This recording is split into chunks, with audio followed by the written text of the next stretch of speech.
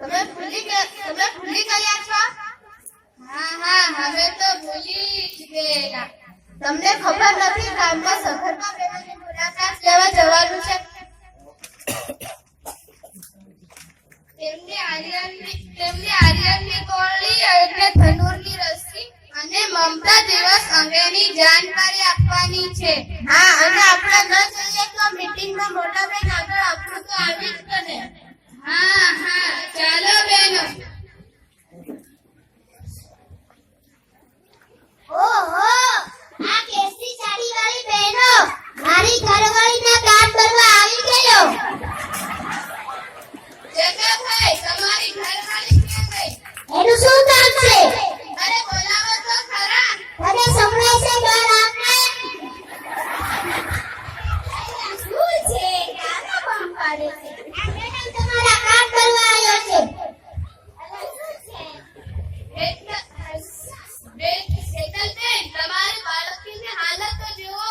આ ગળામાં શું પહેરાઈ રાખ્યું છે? કેટલી બીમાર દેખાય છે. મારું બાળક માંદું પડ્યું ને બળવાના દોરા પહેરાઈ રહ્યા છે. મારા માણસને કોણ સમજાવે? આપણે તો હેકલને સમજાવીએ. બેન, તમે તમારા બાળકને લઈને આંગણવાડી કેન્દ્રમાં કેમ નથી આવતા? એ શું કામ લાવે? ત્યાં તેમને શું ખાવાનું, શું નથી ખાવાનું તે તેમની જાણકારી આપવામાં આવશે. સોગંદ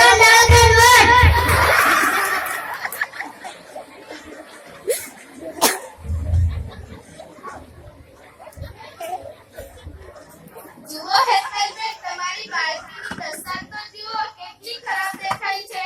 તમે તમારા બાળકને લઈને આંગણવાડી કેન્દ્રમાં આવો. ત્યાં તેમને બાળ શક્તિ પેકેટ આપવામાં આવશે અને તમારા માટે માતૃ શક્તિ પેકેટ આપવામાં આવશે.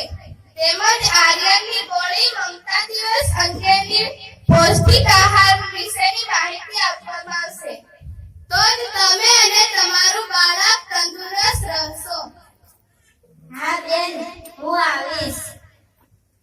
મારા બાળકને આંગણવાડી લઈને આવીશ. બધી તમારી વાત માનીશ. હું અને મારા બાળકને સહી સાથે પણ કોઈ ચેડો ના કરીશ. હા ચોક્કસ આવજો. હા.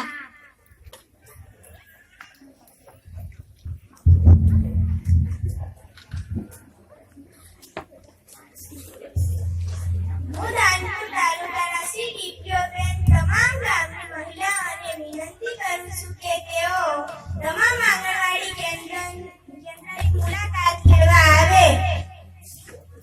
ત્યાં તેમને સુપોષણ માટે જે પેકેટ આપવામાં આવે છે તે આર્યનની ગોળી લો, લીલા શાકભાજી અને ફળો ખાવ. તમારા બાળકને પણ સારો આહાર ખવડાવો અને તંદુરસ્ત રહો.